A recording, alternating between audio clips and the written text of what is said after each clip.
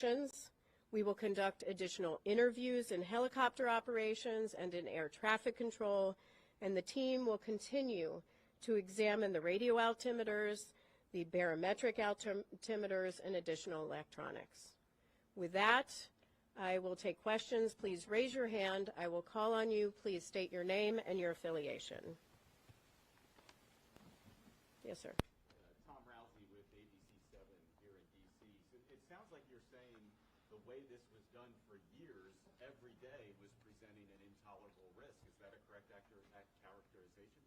Yes, that is a correct characterization. There's a serious safety issue here, which is why we're issuing these urgent safety recommendations. Fortunately, and I am pleased that Secretary Duffy took immediate action. Now we need to see that more permanent solution. Well, now that's the alternate, you're recommending an alternate route. Couldn't that take it over homes and potentially create battles there? That is something that the FAA has to look at as part of designating that route, which is why we're not prescribing a particular route. That is something they'll have to look at. Next question.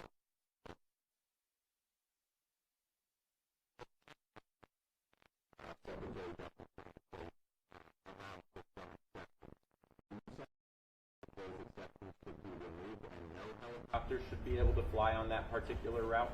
And for those who may not hear the question is about the current exceptions, say for presidential helicopter operations, some life-saving helicopter operations. We are not stating that. What we are leaving that to the FAA. They'll have to determine what is necessary. What we are saying is that there is a safety risk here, and they need to take immediate action. To follow up on you said over half of the helicopters in these close, near collisions, I guess you could call them, were above the 200-foot threshold. Do you have any explanation for why that might have been the case? Was it issues with altitude instruments? Were they just ignoring the restrictions? The question is about the half that we believe was over the altitude restriction for the helicopter. We'll look at that as part of our investigation. Thank you. Pete. Please characterize how close a margin of 75 feet is, and then how angry does it make you that it took a fatal crash, the first fatal crash in the United States, for that to expose this issue that was clearly baked into the airspace here? Well, the question is, could I characterize how close 75 feet is and whether this makes me angry? First, 75 feet is very close. That is far too close of a proximity. We have stated it's an intolerable risk to aviation safety. And we have called on DOT, FAA to take action.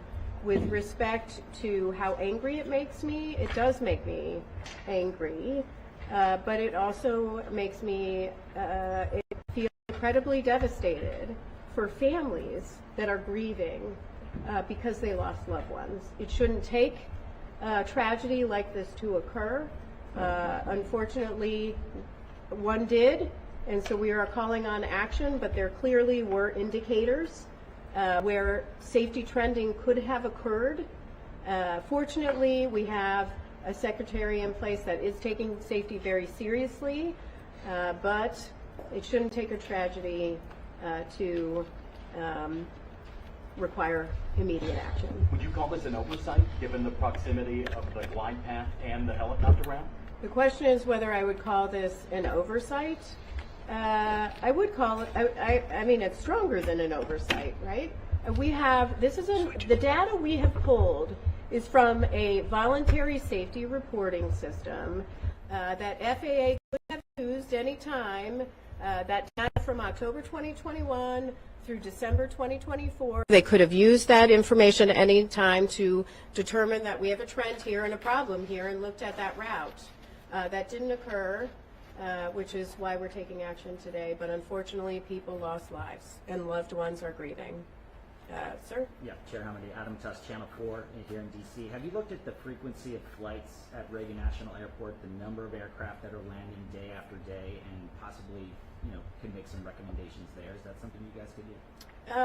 The question is on the number of flights that are landing and departing from DCA and whether we're taking a look at that.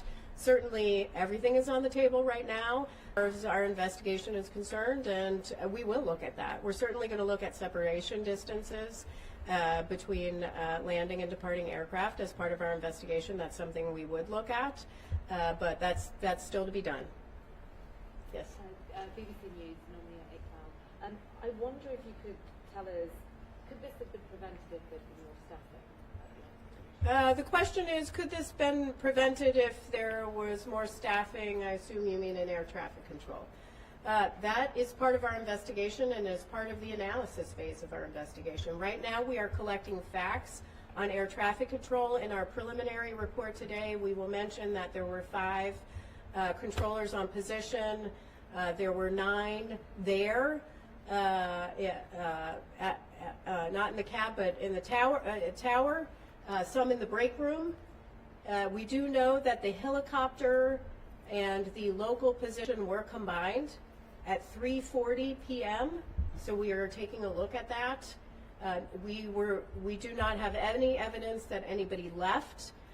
In fact, the controller came back into rotation around 4:27 p.m. We also know that the flight data position and the clearance delivery positions were also combined for the entire day, which is not abnormal. If I can just follow up, I mean, you're making these recommendations, but you've got the White House and DOJ potentially making cuts, particularly to air traffic controllers.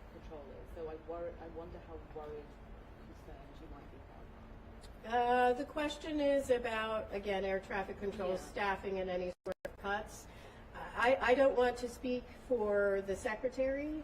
I believe they have a hiring exemption for air traffic controllers. I see his posts on X daily calling for people to apply for air traffic controller positions, so they are actively hiring. And so, that is something he is doing right now. Hi, Will Guys, Black Beer, I'm curious, as a part of your investigation, if you'll be looking into other airspace in the United States where helicopter drugs might be used with, regular traffic into airports or other activities. I think that's why the aviation circle DCA is the only airspace in the country where there might be a cloud there. Yeah, the question is whether we're looking at other airspace where there can be encounters between airplanes and helicopters. That may be part of our investigation. Certainly we've collected the information. I am pleased that FAA has announced that they've already begun looking at other airports across the nation. I would encourage them to continue to do that work. Yes, David? Chair Hamidi, 2 questions for you. One, did the board consider making recommendations to the military to have ADSB out on all helicopter flights in the area? Because we know that was not operating at the time. And secondly, is it a fair read of these recommendations that it will allow some helicopter traffic that has been previously prohibited, right? So helicopters that are currently not allowed in that area, if flights are only using runway 1, will be able to operate. The last question is about runway 1. Yes, our recommendations are focused on runway 15 and runway 33 and prohibiting that helicopter traffic when those are in operation. We did not address runway 1. That can continue. And your other question on ADSB. We still have a lot of work to do on ADSB. We know that the CRJ had ADSB out. It did not have ADSB in. We do have a lot of work to do with the Black Hawk, not just with this Black Hawk, but we are actually looking fleet-wide at the Black Hawk at ADSB. Number one, we have not been able to rule out that in this helicopter we're looking at whether it was installed correctly, whether it was programmed correctly, whether there was some sort of malfunction, or whether it was turned off. But we're not just leaving that to this helicopter. We're looking at it more broadly to really understand how the Army deals with ADSB. Yes. We are Brett Gray Television. In that 13-year span, we said there was at least one air traffic collision avoidance triggered each month. Can you give some context as to what that national average is like for other large airports or other airports near military operations? The question is on the TCAS alerts that we found at least one every month from 2011 through 2024, and could we characterize that more nationally at other airports? Right now we're focused on DCA. FAA is looking at other airports, and we are pleased with that and encouraging them to do that. We also may look at other airports as part of this investigation. 2 more questions? Yep. We'll count that as one. Okay, thank you. So going back to the collision and evidence, it seems like there's a lot of red flags. Did anybody raise like a red alarm before, or is it just came up because of this incident? And then going back to the controllers and the combining, do you have any insight into how often that happens, especially at the tower? Well, with respect to, there's a question on the controllers and how often they combine. I will say the combined positions of flight data and clearance delivery, as we understand it, is pretty normal. With respect to helicopter and local traffic, there are standards that FAA has in place on when they can combine them, and they have to seek certain permissions. But as far as data on how often, that is something we are looking at as part of our investigation. And I'm sorry, your second question was? Oh, going back to the 1 a month, that type of thing. Oh. Did anybody raise an alarm, or did it just come up because you did the deep dive? Regarding, did anyone raise alarm regarding the TCAS RAs that went off at least once a month? Here's how I'll answer it. The 15,214 occurrences that we identified as close proximity events with the help of FAA, close proximity events between helicopters and airplanes between October 2021 and December 2024. Some of those is information they obtain. A number of those are through voluntary safety reporting systems. So that means somebody did flag it and call it in. Is that the NAS or the FAS, or what's the report system for that? Well, ASAP reporting system? Yeah, it's the ASAP reporting system. Next question. Yep. Max Marcelo from DC News Now. You mentioned that there was a risk if these permanent changes were not put in place. What would your message be to the many people flying in or out of DCA today and in the near future?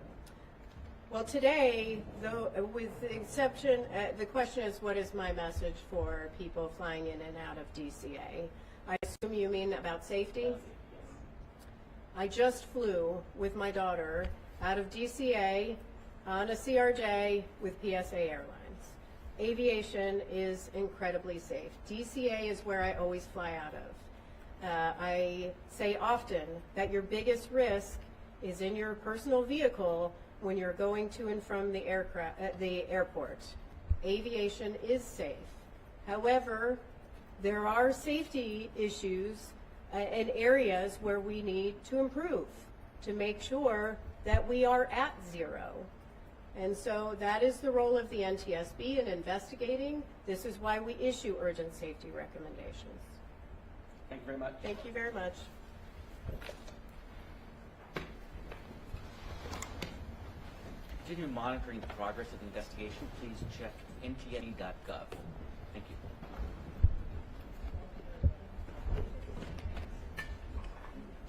Hey, Eric, can we stay here for a bit? Yeah. Okay.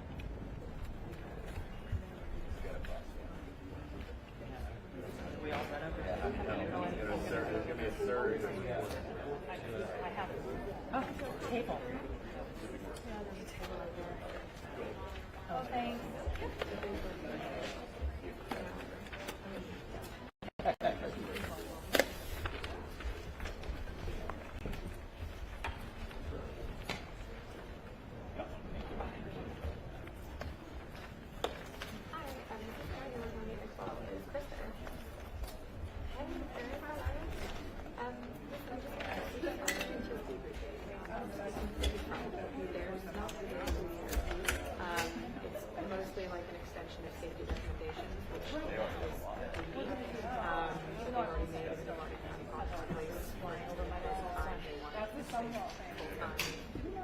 There's no news on the crash. It's a powered line. No case. Thank you.